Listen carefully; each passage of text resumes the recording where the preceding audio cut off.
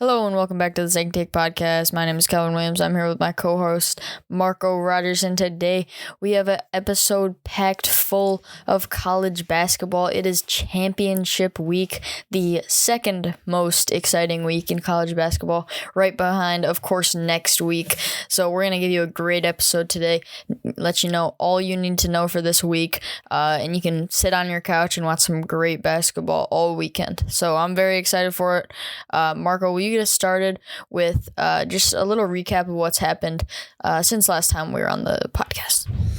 Yeah, so obviously the biggest thing to talk about, Michigan basketball. They get stunned at Illinois, losing that game in overtime, double overtime actually. Joey Baker misses a game winner when the game was tied in the first overtime period. Then misses a game-tying buzzer beater, which he actually airballed a wide-open three.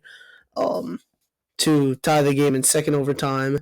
Juwan Howard just does not know how to write a play when we need one. It seems like it's stand around for 5 seconds when we only have 8 seconds left and then chuck up some random shot.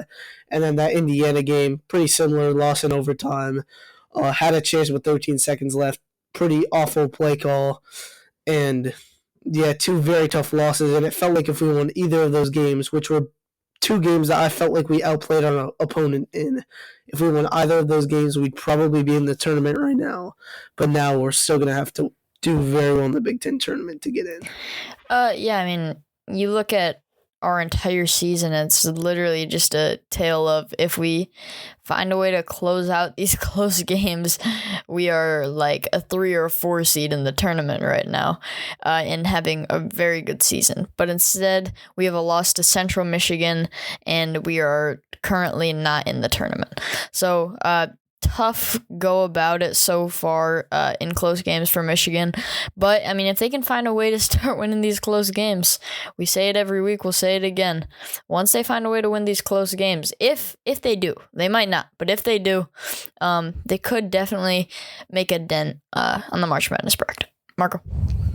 Oh, yeah, definitely. There's just not that many games left to play close and win, so that's the tough thing about it. Next up, number 3, Kansas. They lose at number 9, Texas. Texas won this game pretty comfortably. I'm not sure how hard Kansas was really playing. It felt like they already had the 1 seed locked up. They had the Big 12 locked up. But Serge Rice for Texas had a very good game, dropped 23 points. Jalen Wilson was solid for Kansas, but Grady Dick, pretty disappointing performance out of him, did not score in the first half. So Texas gets a win here at home in a game that didn't really matter that much considering it's a top 10 matchup. Yeah, but still a huge win for Texas. They're making a case for why they should be at that 2 seed spot. They won't get to a 1 seed, but definitely making a case for a 2 seed. Next up, we have number 4, UCLA taking down number 8, Arizona. This UCLA team was down quite a bit early in the first half, like 12-2 type thing. They just chipped away, got it to 23-24, and eventually they just started taking the lead. A pretty dominant performance for the rest of the game, other than that start. Jaime Jaquez Jr. proving why he deserved to win Pac-12 Player of the Year. I mean, this Bruins team is absolutely phenomenal. Jalen Clark wins Pac-12 Defensive Player of the Year. Jaime Jaquez Jr.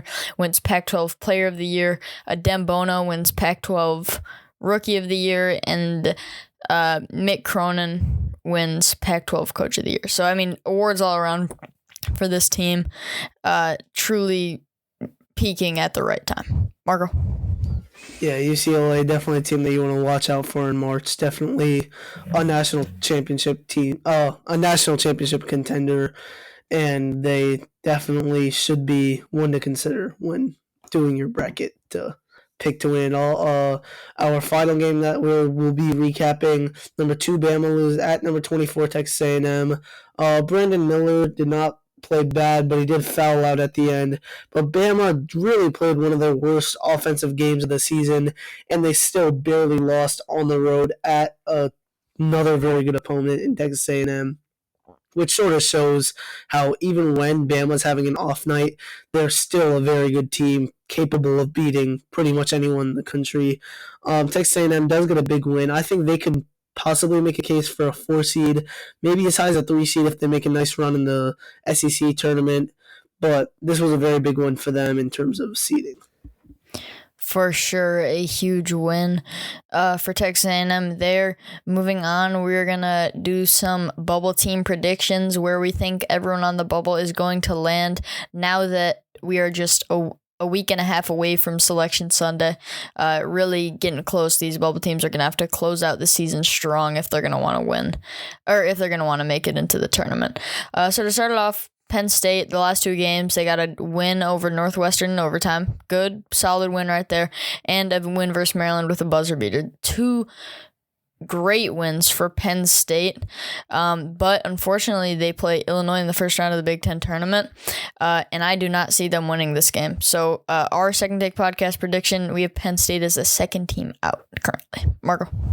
Yeah, and by the way, this is where we think they will be on Selection Sunday. So we think they're going to lose that Penn State game, and after that, they will be the second team out. As of right now, they're probably one of the last two teams in, but after losing that game, other teams win, I see them falling out. Also, that Illinois game is pretty much home court advantage for Illinois, so that also makes it tougher. Next up, Rutgers, in their last two games, they lost a heartbreaker at Minnesota, where they're up by 8 with 40 seconds left, one of those fluke, crazy choke type of games.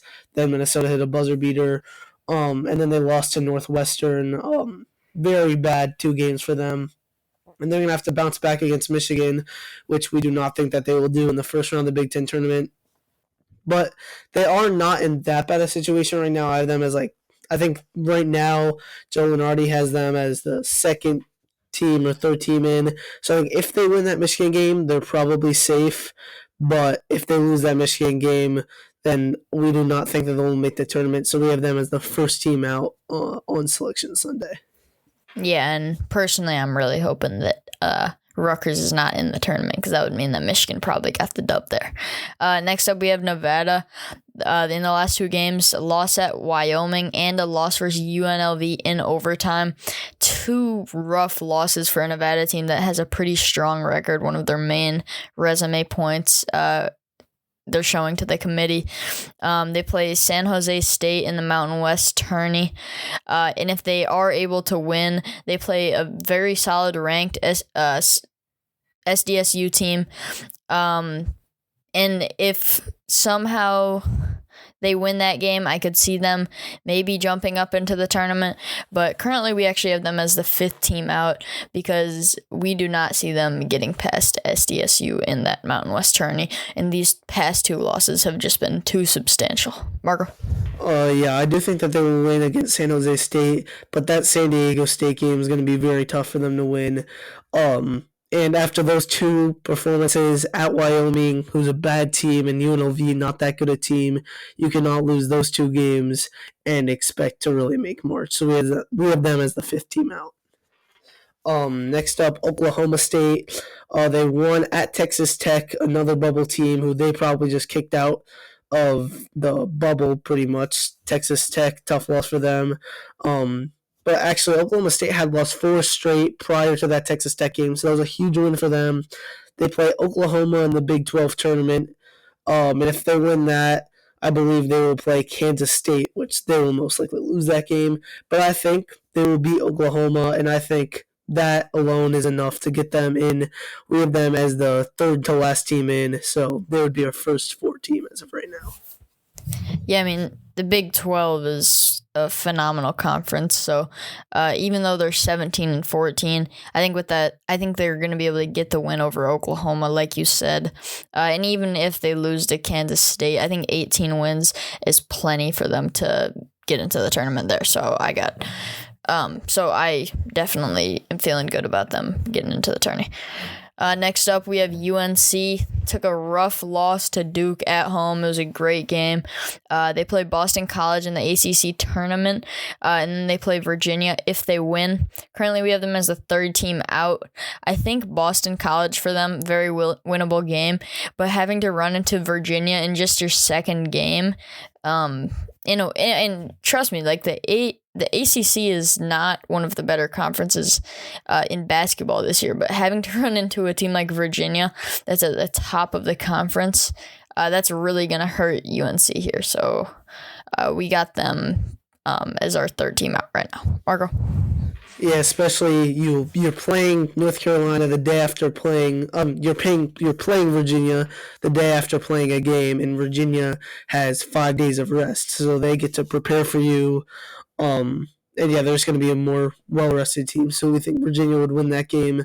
Next up, Wisconsin.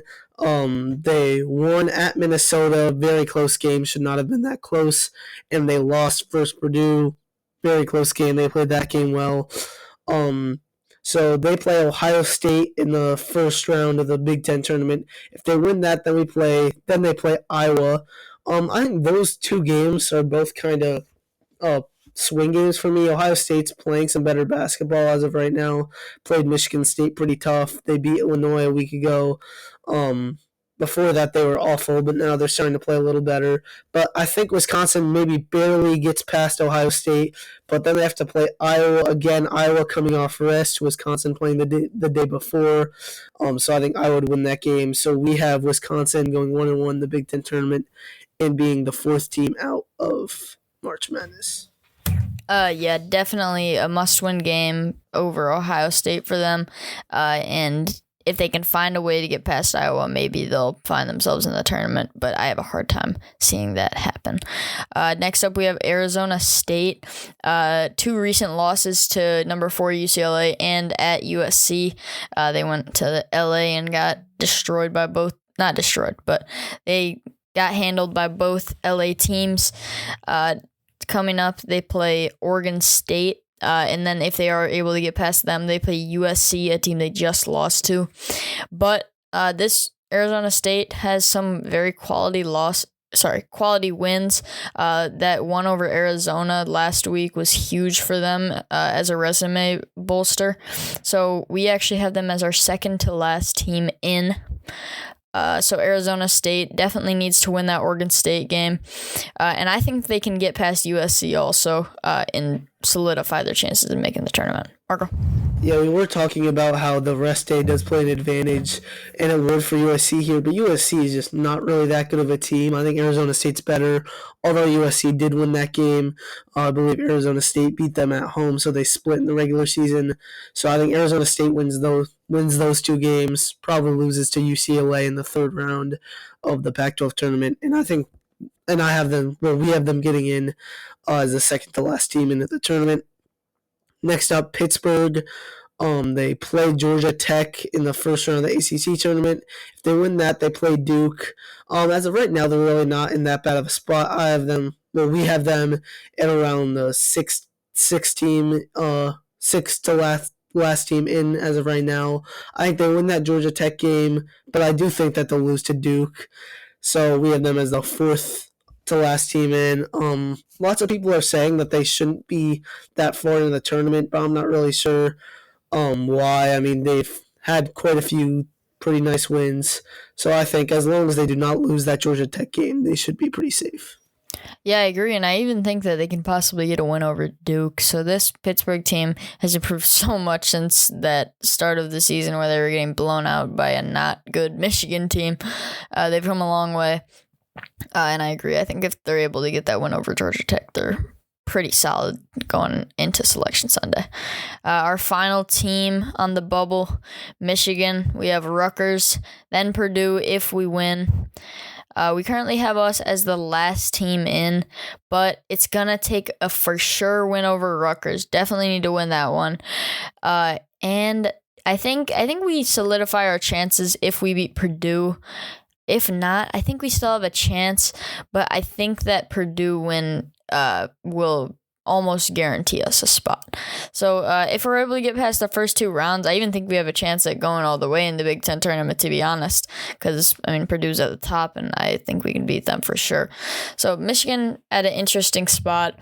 2 games that they can definitely win. They can beat anyone in the conference if they decide to close out a game, but definitely gonna take a lot for Michigan to be one of those teams called on Selection Sunday. Marco?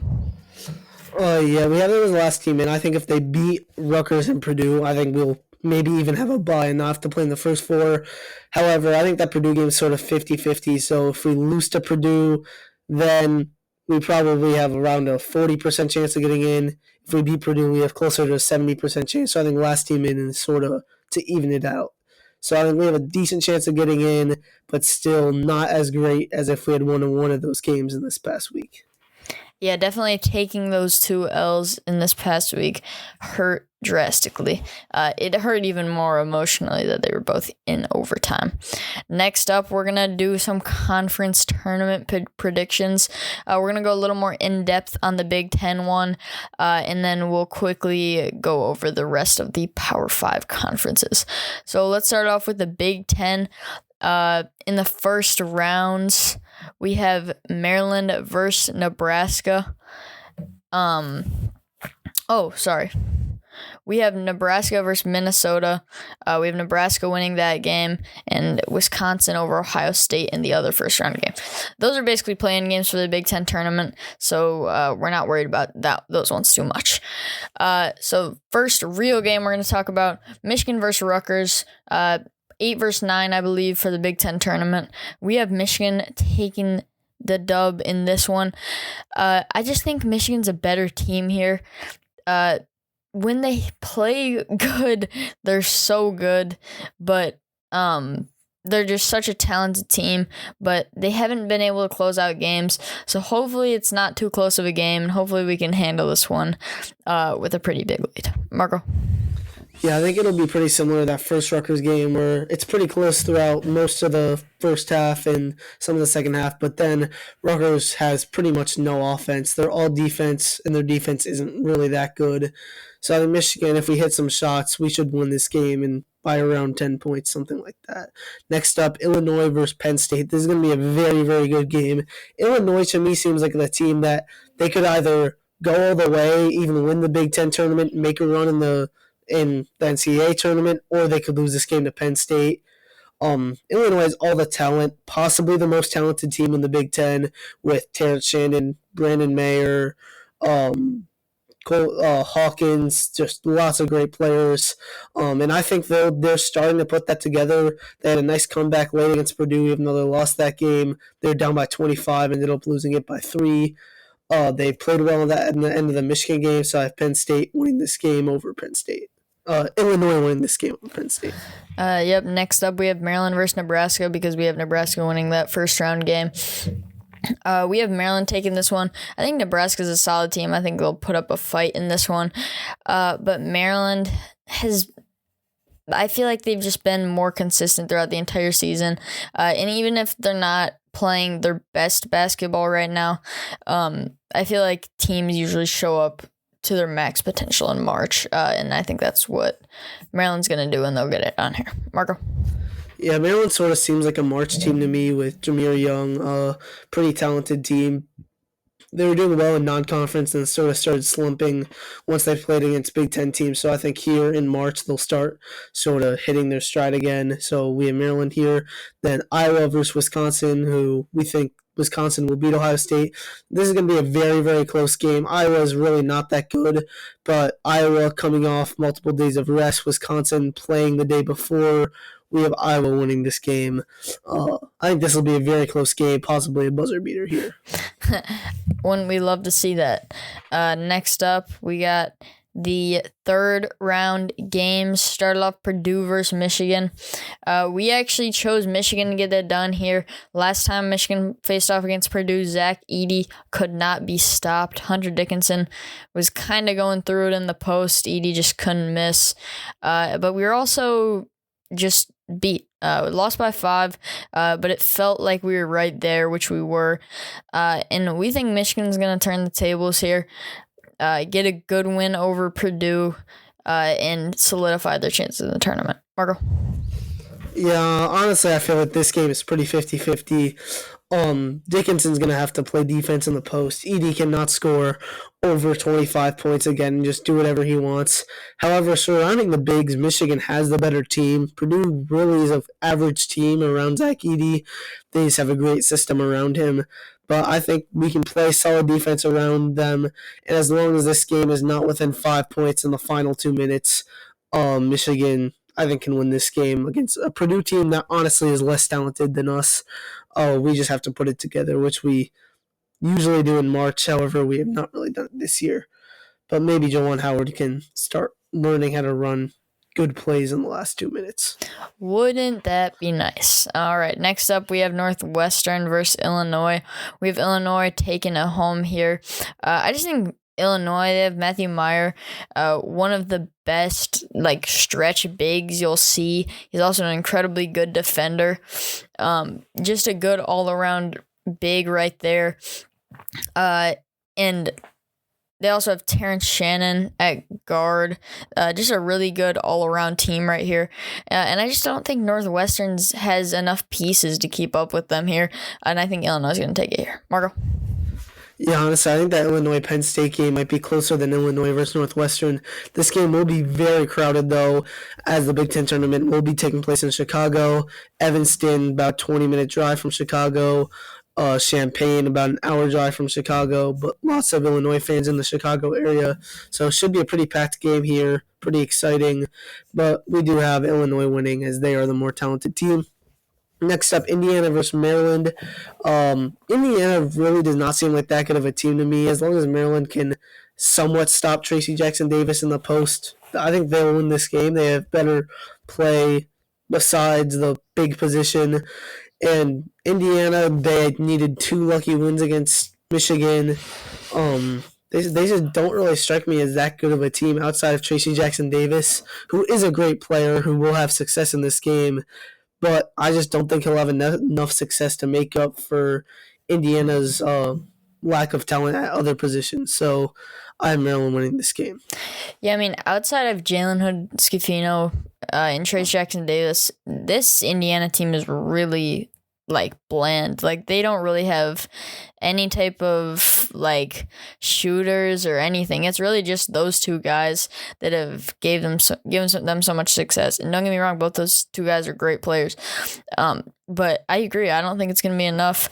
And I think Jameer Young, like you said, averaging 16 a night, I think he's just going to dominate this one. I think he's going to win the matchup over Jalen Scafino. And they're just going to do enough to shut down Trace Jackson Davis to win it. Marco? Oh, yeah, that's definitely going to be an entertaining game. Next up, MSU versus Iowa. This is going to be one of the best games of the Big Ten tournament if it does happen. I think MSU has potential to even win the Big Ten tournament. They are a very, very talented team, although I hate to admit it. When they shoot well, they are a very, very good team that nobody in the country wants to play. However, when they do not shoot well, they're pretty bad. But I think MSU shoots well here. I think Tom Izzo gets their guys right. I do not think Iowa is that good of a team. Obviously, remember what happened last time these two met when MSU blew that 12-point lead with 1 minute left. I do not see that happening again, so I have MSU winning this game pretty comfortably. Yeah, I don't think MSU is going to take their foot off the gas this time, and I think they'll take care of business in the last few minutes and get it done. Next up, we have our semifinal matchups with Michigan versus MSU and Illinois versus Maryland. Started off, we have Michigan taking down Michigan State. I think even though they split the regular season matchups, I think Michigan was the better team in both of them. I just think MSU was able to close out the first one. I definitely think Michigan's just a better team here. MSU has no type of answer for Hunter Dickinson, and it even though Hunter Dickinson, he's not always the most phenomenal player, he is an incredibly large person, and MSU just really doesn't have anyone that can quite match his size. So I think if this matchup does happen, I think he's really just going to dominate in the post. He'll be able to make a few passes, get Kobe Buffkin, Jet Howard some threes, and Michigan is going to get it done. Marco? I mean, Sanogo is a pretty good matchup for Hunter Dickinson as he's the same height. But Dickinson did have some success shooting against MSU as Sanogo does not like coming out to the perimeter. I think we get a few pick and rolls. And also, MSU, I feel like, is a better team than Michigan. However, I think we just match up pretty well against them as they, obviously, as you said, they don't really have a great defender to guard both the shooting and post play of Hunter Dickinson. So I think Michigan wins this game. I think Michigan has a good matchup for that guard duo of A.J. Hoggard and Tyson Walker. I think Doug McDaniel and Kobe Buffkin's a perfect matchup for those two. So I think Michigan probably a worse team, but just a better matchup here, and I think we take care of MSU. Yep, and then our other semifinal matchup, Illinois versus Maryland. We have Illinois taking it here. Illinois, like we've been saying, just a super solid team. I don't really like a lot of their losses have been almost every time I watch them lose, it almost feels like a fluke. Just like Illinois just always seems like the better team when I watch them play. So we have Maryland taking it here. I don't think Jameer Young is going to be able to do enough against Terrence Shannon. I think Terrence Shannon is going to shut him down enough, and then Meyer's just going to do the rest of the job for Illinois. Marco? Oh, yeah. Illinois, probably the most talented team in the Big Ten. I think they're really going to start showing it here in the Big Ten tournament. No one really matches up well with them as they pretty much have everyone 6'6" or taller and everyone very athletic on their lineup. I mean, Hawkins, who pretty much plays the center, can guard Zach Edey and Hunter Dickinson as he showed in the last two games, but also guard. He can switch on your point guard and not do terribly.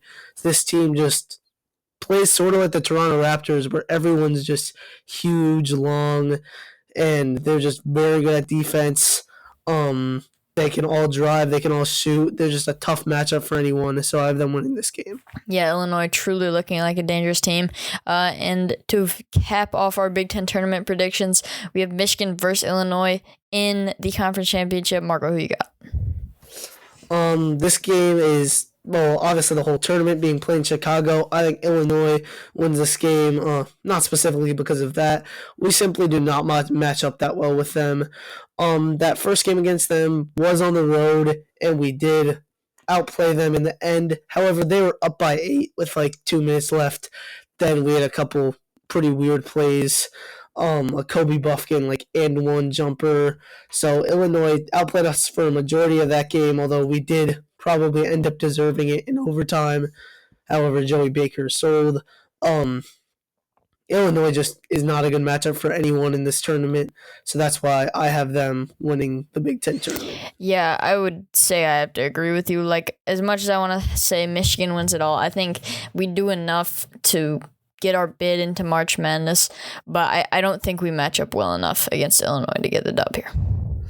Oh, yeah, definitely. Now, for these other conference tournaments, we're only going to talk about games that are likely to happen. For example, here for the Pac-12, we think that UCLA will end up playing Arizona in the championship, so we're not really going to talk about the entire tournament. So, Cal, who do you think will win, UCLA versus Arizona?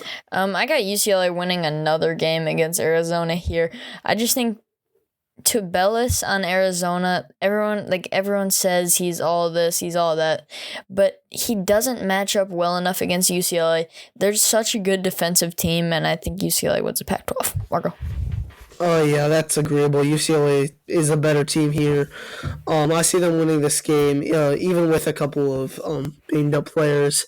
In the ACC, I think that Virginia will play Duke in the championship. Not saying that either of these teams are that good. However, I think Duke beats Miami. Miami is not that good a team. And Virginia doesn't really have to play anyone. They play against likely North Carolina, then Clemson. Those are two bubble teams, unlikely to make the tournament. So Virginia versus Duke, this is going to be a very, very good game. I think Duke's more talented, but Virginia, the more experienced team, they can close out games. So I have Virginia here winning a very close game. And this game, I think, will come down to the wire, possibly be another one of those buzzer beaters. Yeah, I think I agree. I think this is gonna be a super good game, and I agree with what you said. Next up, we have the SEC, Texas A&M versus Kentucky in the semifinals. And then we have Bama versus the winner of that in the championship. I think Bama gets it done here. Even though they had that loss to Texas A&M this past week, I still think they're just the best team in the SEC. They're one of the best teams in the country, and they'll get that title there. Marco? In the semifinals, however, Texas A&M versus Kentucky, I think Kentucky would win that game and make it for a Bama versus Kentucky matchup in the championship. I think Oscar Tshiebwe has been playing great. Kentucky's really starting to put it together, and I think they're a team that could make a deep run in March. if they can continue to play well and not do what they did last year. However, I do agree with you. I think Bama beats Kentucky in the championship and secures that 1 seed and possibly the number 1 overall seed. Yep, and then the final Power 5 conference. In the semifinals, we have Baylor versus Kansas and Kansas State versus Texas in that first one. I really like that Baylor team, but I just simply think Kansas is the better team. I think they'll get it done in that one. And then in Kansas State versus Texas, I think Texas gets it done. They just recently got a really good win over Kansas, and I think they're really rolling right now. And so in the championship, I have Kansas versus Texas, but I think Kansas gets their revenge on Texas. I think they're going to be angry after that loss this past week, and they're going to win the Big 12 championship. Margo? What's crazy is the Big 12 semifinals could very easily be the Final Four. Baylor versus Kansas, Kansas State versus Texas. Those are probably all 1s and 2 seeds right there. Maybe one of them slips to a 3 seed if they do well, if they do poorly in the Big 12 tournament. I think Baylor actually beats Kansas. I think they have a great matchup for Grady Dick. I think Flagler wins that matchup. Keontae George healthy again. I think he starts to sort of find his rhythm again. He's been banged up recently, but he'll start to stay on the court here in March, and I think Baylor wins this game. I think Texas, though, does beat Kansas State. Texas very talented with Allen, George, and Marcus Carr. That's just a great trio. Not George, Serge Rice. So I think Baylor versus Texas, 2 Texas teams here in the Big 12 championship. I think Texas wins it. I think they're one of the best teams in the country. I think they are national championship contenders. So I have Texas winning the Big 12 championship and securing a 2, possibly a 1 seed. Yeah, Texas looking super dangerous. And yeah, do you think Texas could jump up to even a 1 seed with a Big 12 championship? I do, especially if Kansas takes a loss to Baylor or if Texas beats Kansas in the Big 12 championship. I think then Texas would have to jump Kansas as they'd have 2 wins over them. Yeah, that's certainly what I would think too. You got anything else for today? Nope. All right, thank you all for listening to the Second Take Podcast. We will see you next week, and hopefully we will be predicting some Michigan games in the tournament. Peace.